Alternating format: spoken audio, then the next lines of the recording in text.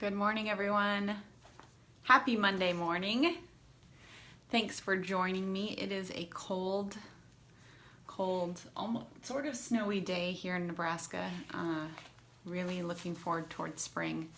Really did not expect to have to get out the snow boots again. So hope the weather's great where you are. Thanks for joining me for the Love Challenge this week. One of my focuses for this year, 2017, I guess you could say I set a New Year's resolution to just improve my marriage. Not necessarily that it's, in a bad place by any means, but I just set a goal to myself to improve it. I want it to be the best that it can be. And that has sort of grown into just me showing love, obviously to my husband, but to my daughter, to my family, and to my friends.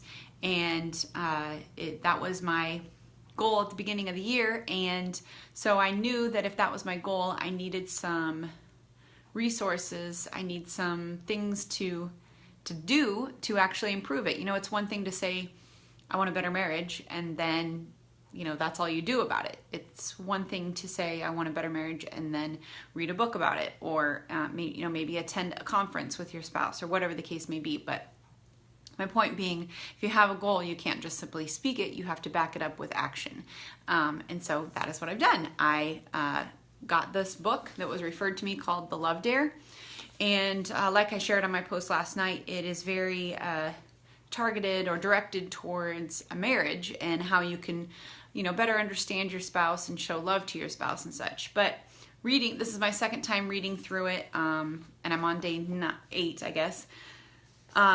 Going through this, I really saw that I could expand it to not just showing love to my husband, but showing love to my daughter, my friends, just strangers, just people, just making ourselves aware of how we can love and just little things that we can do to spread love. So I've decided I'm going to share sort of the first 5 main things, the first 5 days of the book. And it's actually a 40-day book. And if you're interested in it for your marriage, you just read it's like 3 pages a day. And then there's just a little something that you can do, a little dare to show love to your husband or wife that day. And like I said, I've just sort of transitioned it into being something that you can just share, a way you can show love to anyone. So, someone had mentioned too something about the book, The 5 Love Languages. I have read that as well. And I can't say that this is different or the same. It's just sort of the same concept of showing love in different ways. So the Love Dare, The 5 Love Languages, if you haven't heard of that book, it's really just figuring out the way that you receive love the best and way your spouse receive love the best, and knowing that so that you can show love to your spouse in that way. So anyway, on with the book. The beginning of the book talks about the love is built on 2 pillars, patience and kindness. And today we're going to talk about patience. All right, so love is patient. 1 Corinthians 13:13 talks about love is patient, love is kind, right? Love is patient. Love inspires you to become a patient person. Isn't that true? Choose to respond in a positive way to a negative situation. That's also showing patience. Whereas the reverse is impatient overreacts when they're angered and in foolish ways. Just losing your temper and acting all crazy. Impatient almost never makes things better. So when you fly off the handle and you lose your temper, does anything get better? Does anything good come of that? It just generates more problems and possibly ruins a long-term relationship. So obviously just impatience, nothing good comes of it. Patience stops problems in their tracks. So before that erupts into something big, patience stays patient and really makes those good choices. Patience takes that needed breath, right? So when that situation comes up where you could easily explode and make bad choices, patience just takes that breath and lets go of that anger, and then you're able to make a better decision. Patience is a choice to control your emotions. Exactly. So just taking that breath and realizing, feeling your emotions at that time and choosing to be patient. So controlling your emotions rather than letting your emotions control you. And I know I'm guilty of that. I know I can get caught up in things and just let the emotions control my actions. Whereas if I'm just more aware that I need to be patient, I can control my actions. If you are offended by a loved one, so here's sort of some questions to ask yourself. If you are offended by a loved one, do you quickly retaliate? Do you get defensive and bark back at them? Or do you stay under control? Is anger your default when treated unfairly? And unfortunately, I think about the way I treat people that I love the most. You know, my husband and my daughter. If not necessarily if I'm offended, but just if something happens that frustrates me or something they do that I don't like. Oh, thank you for that comment, Kathy. Yeah, we can all use a little more patience in our lives. But, you know, especially for those people that we love the most, oftentimes the people that we love the most don't get the best of us. You know, I know for myself, when I think about sometimes when I take a step back or think about it afterwards, that my husband doesn't always get the best of me. I know that he loves me and will always love me. And so sometimes I take that and say, you know, it's okay that I lost my temper with him. He understands, he loves me. When in reality, those people that we love the most are the ones we want to give the best of us to. And so just making ourselves aware of that, you know, instead of flying off the handle or instead of being impatient with those people that we love the most, to just make ourselves aware of that and to know that they deserve the best of us. And that means being patient with them. And so you could also take this just to people who, you know, you don't have to limit your patience to just one, you know, that tight group, that inner circle of close family and friends, and really just show patience to everybody. You know, that whole story of, you know, don't judge people until you walk a mile in their shoes. You never know what somebody's situation is, and they deserve patience just as much as the ones that you love the most. So that person who's rude to you at the post office, or the person who cuts you off in traffic, you don't know what's going on with them. You don't know what just happened to them right before that. And that's not making an excuse for the behavior or making up for the behavior, but, you know, just give somebody the benefit of the doubt, you know, give some patience to somebody who may really, really need it. Maybe they're not getting it from someone, you know, that they love the most. So just being mindful of that patience, that it really doesn't take a lot of you to give patience to someone.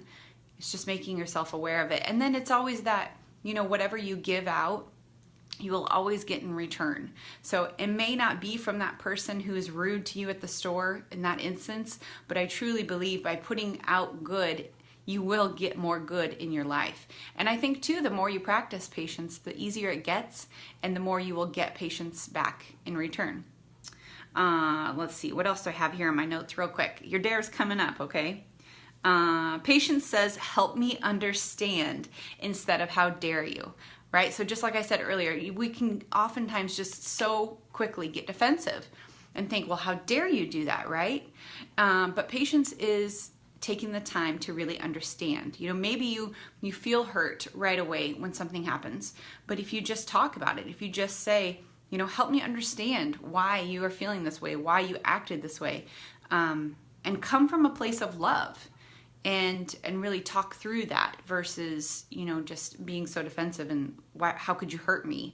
And just come from a place of wanting to understand versus being so defensive. Love accepts that we are all human, right? So just what I was talking about, you know, with the person at the grocery store, the post office, or whatever is rude to you, or the person that cuts you off. We all fail from time to time. We are humans. We are not perfect. Be accepting of that and don't take it personally, and know that that person who maybe was rude to you wasn't trying to take it out on you, but we sometimes just have a bad day. So just show patience to them, show love to them. By showing patience to someone, you are showing love to them. So here's your dare, all right? I dare you to show someone love today through being patient. And then comment with with your example of how you showed patience today. So what does that look like? It could be your 2-year-old who throws a tantrum. Show patience with them. I know that's really hard. You know, if you know my story, I did daycare for 10 years, and that took a lot of patience. And there were days that I wanted to just snap and yell at the kids, but what good comes from that? And you know, I'm not perfect, and maybe I did yell at the kids some days, but what good comes from your explosive behavior? Nothing. It's always only going to cause more problems. That person that you explode on is either going to yell back to you, you guys are going to get in a huge argument, or if it's the child that you're yelling at, are they going to have any good come from it? They're either going to cry, they're either going to act out more. So just obviously not any good will come from that. Other examples, staying patient with your kids who are always asking why. That one really, really got to me. Kids are just, you know, testing you.